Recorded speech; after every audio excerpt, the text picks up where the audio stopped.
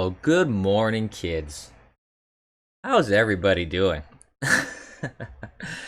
I hope well. Welcome to another episode here of the Abyss AM edition. I'm your host, the Eternal Abyss. I hope everybody's doing fantastic. I hope you have your coffee. I got mine. It's a little piping hot right now, so I'm not gonna sip on it just yet. I still want to be able to use my tongue to speak and my lips to speak and everything, so I don't want to obliterate them with piping hot, burning coffee here. Oh boy! So I want to say here, I almost forgot to get my restreamer going here. I almost forgot to make my stream go to all the other platforms that I stream on, but I want to greet everybody as I usually do. Um, so hello to everybody on Bitwave. Hello to everybody on YouTube, on Periscope, on DLive, as well. And I hope that everybody has their coffee on those platforms as well. Because of course. Whoops. A little audio glitch there for a moment.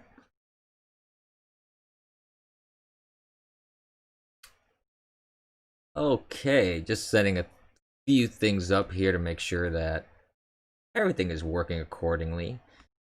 Yeah, so we had some real good fun. Whoops. Again, other audio issue. There we go. As I was saying, we had a lot of fun last night. I had a lot of fun doing the stream last night, and I hope everyone had fun watching and participating in the stream last night. Because every Thursday we do the weekly. And guess what? I got copyright notices on my YouTube account. Yeah, that's right. Because I played Roundabout and I played some music on there, and of course YouTube had a count. Now it wasn't a copyright strike or anything. It was just, this is copyrighted music, so you can't make money off of it. Blah blah blah. Which I don't make money off of my streams anyways. I just find that hilariously ironic that that Twitter makes such a big deal about this sort of thing. I mean, they really hammer down on this sort of thing, which I mean, I get it. I get that that there's copyright stuff involved when you're using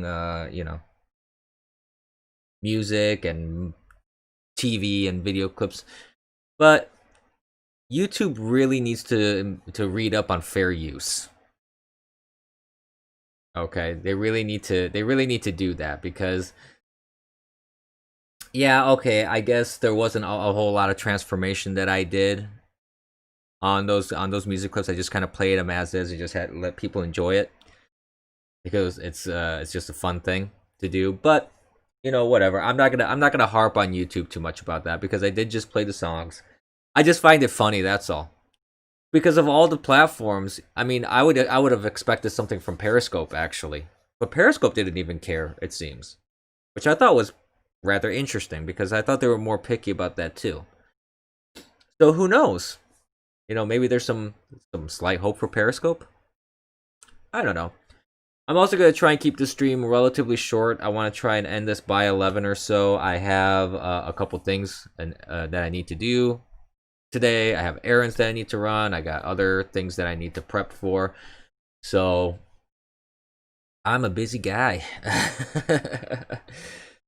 Hence why I don't have super high production values on my streams because I just don't have time to do all this stuff. Like I don't have a dedicated staff. I don't have a dedicated research team. I don't have. It's just me. It's a one-man operation. But I need to do also a little. Speaking of a one-man operation, I do need to do one quick bit of social media maintenance here, very quickly.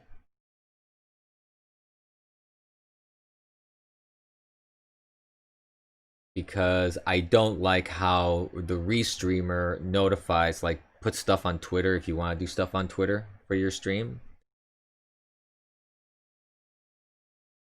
I'm not a big fan of how it does that, so I rather do it all manually. Which it's adding more effort, I know. But still, I feel that it's a bit more personable tweeting stuff by hand manually, and not just doing everything automated anyways. Call me old school. And speaking of old school, one of the things that's trending today, one of the news items that it's national. What's it called? Emoji Day or something like that. What was? I gotta check the trend again to see exactly what the wording was.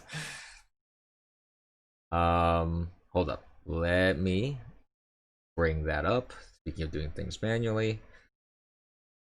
Um,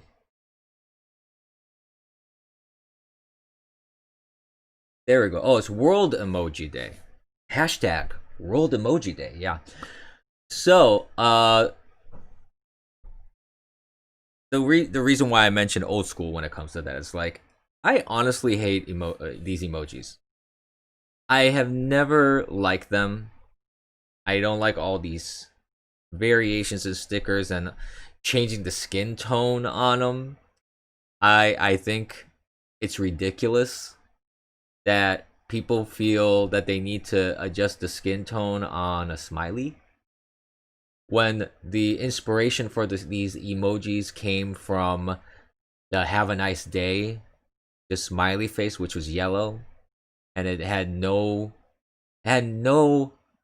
racial or ethnic connotations to it. It was a universal thing that everybody just could enjoy and like, and now everybody has to even apply skin color to emojis. I find that so silly.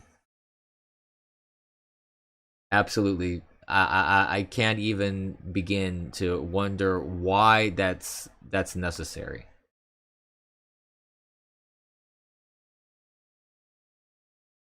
No, I like these animated things in chat. Those are fun.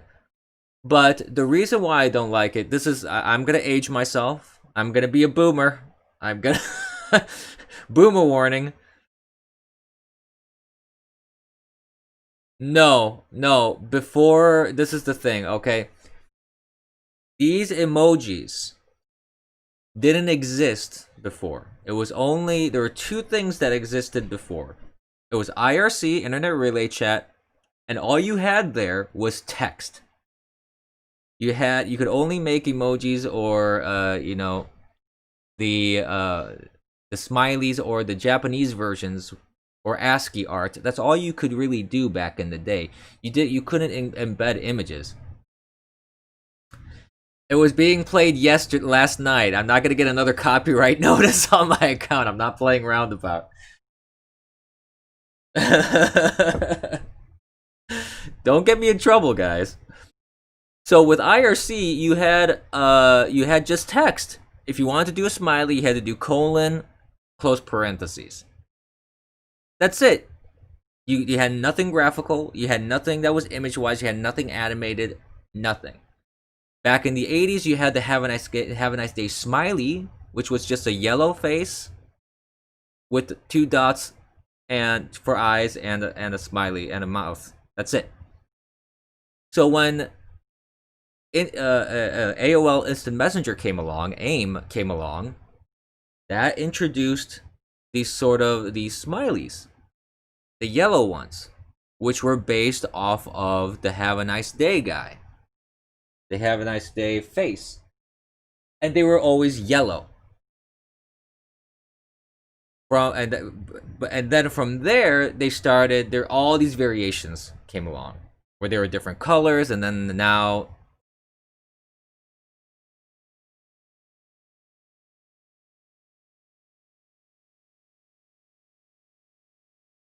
what's this?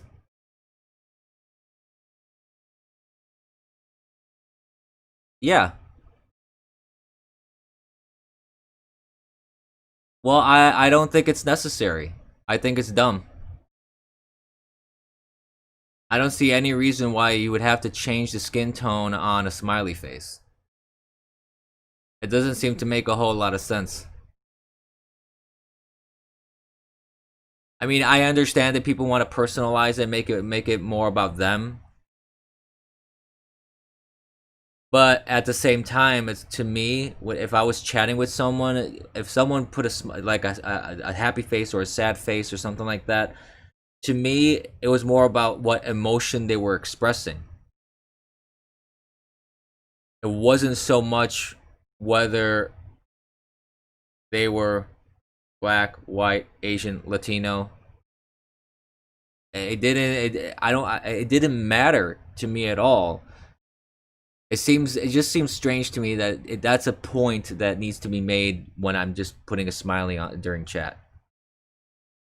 That's all I'm saying. I've always found it weird. I'm not a bit. I've never liked that, and now there's even emojis that are highly political. And you have religious ones, you have political ones, you have LGBT ones, you have whatever. It's just I just think that it encourages this mentality of tribalism. Yes, yellow is universal. I thought it was much nicer. I actually prefer just the using the colon close parentheses. Honestly, blobbies are cool too.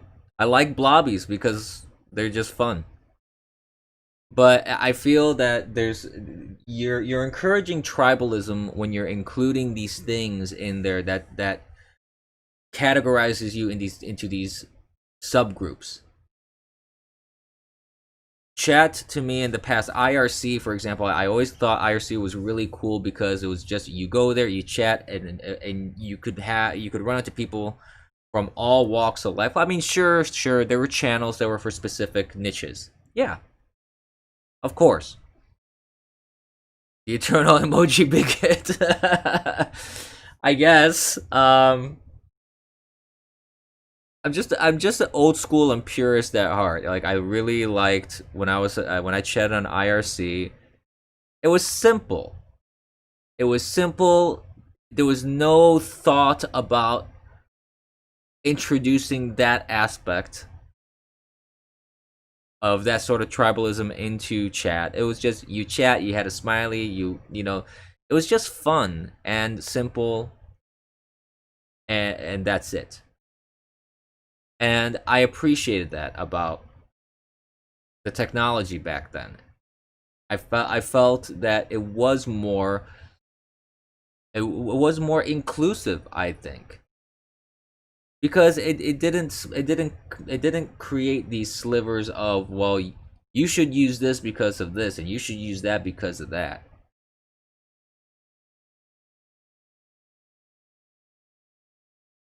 Excuse me, it's just blowing on my coffee here a little bit so I can sip some. Because this is about news and caffeine, and I'd like to get some of that caffeine inside me. Mm. Oh yes, that hits the spot. Um, Other things that are happening in the news. Well, it is Friday morning, of course. TGIF, getting ready for the weekend, and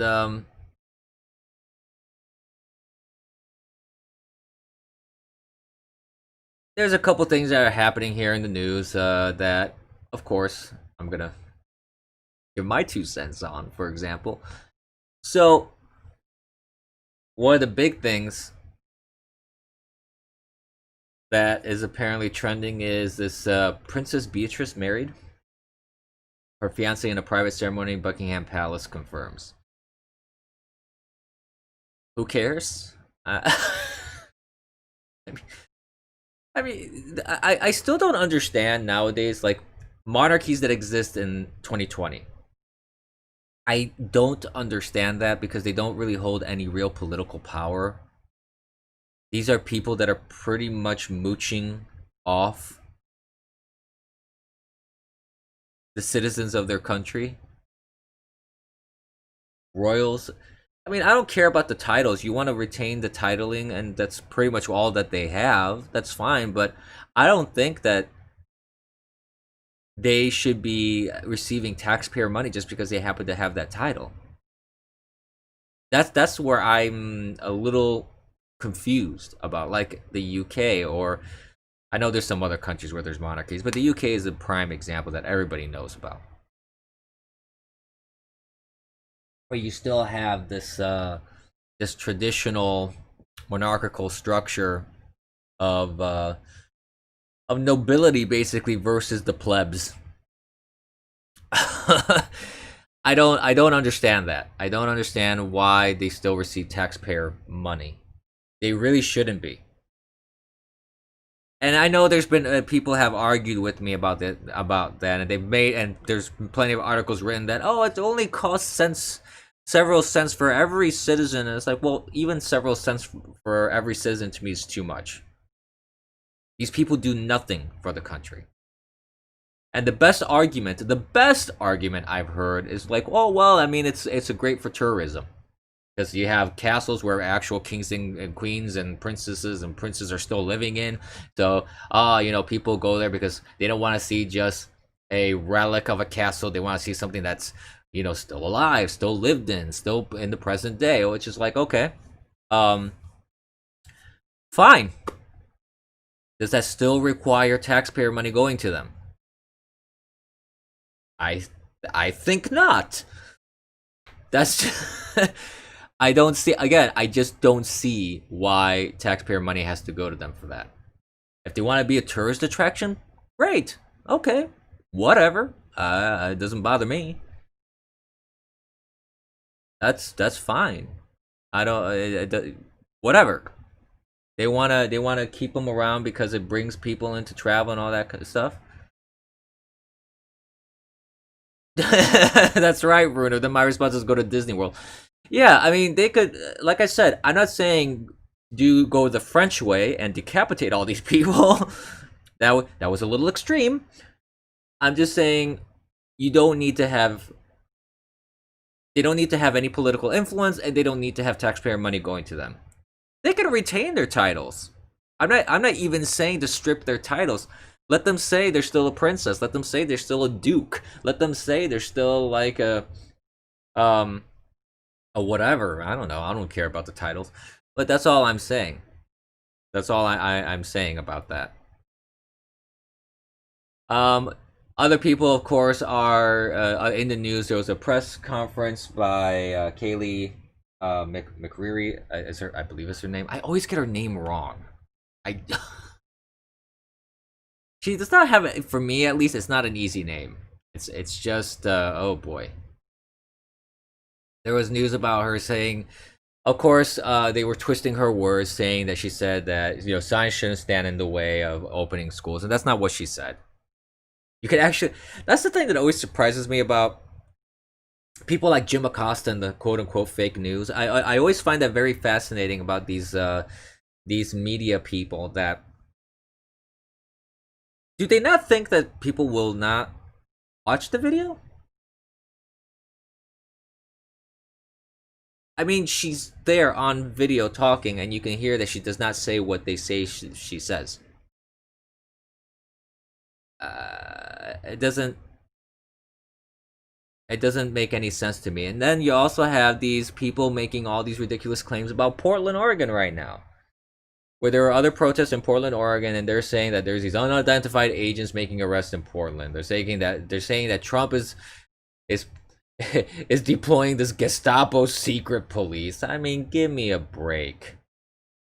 The DHS secretary was just in Portland talking about his agents deploying there. These are DHS agents.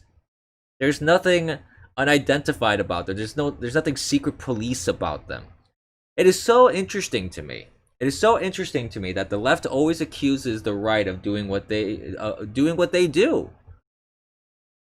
They use Gestapo tactics, Antifa, to silence people through violence.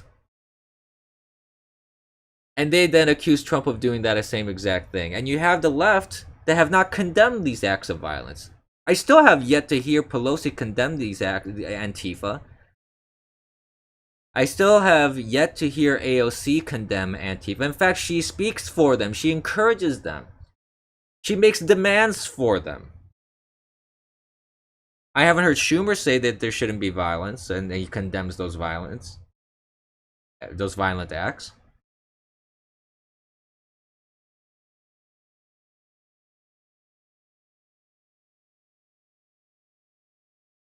Well, the media should just be reporting on facts. That's really what it should be. And if there's a video clip that they want to try and comment on, Guess what? The video clip is there. You can make up whatever you want about the video clip, but if you look at the video clip, you're gonna see what was said, and then if they want to interpret things in their own fashion, they can, but then they don't go and call yourself a journalist. Call yourself an opinion guy. One of the big critiques that the left has towards people like Tucker Carlson and Sean Hannity, and even Bill O'Reilly, when Bill O'Reilly was on Fox News, was that, oh, people think these are news, and they should make it very clear that they're just opinion segments, which is fine. I have no issue with opinion segment hosts making it painfully clear that they're opinion segment hosts. Like I've mentioned, even myself, when I stream, I'm just expressing my opinion.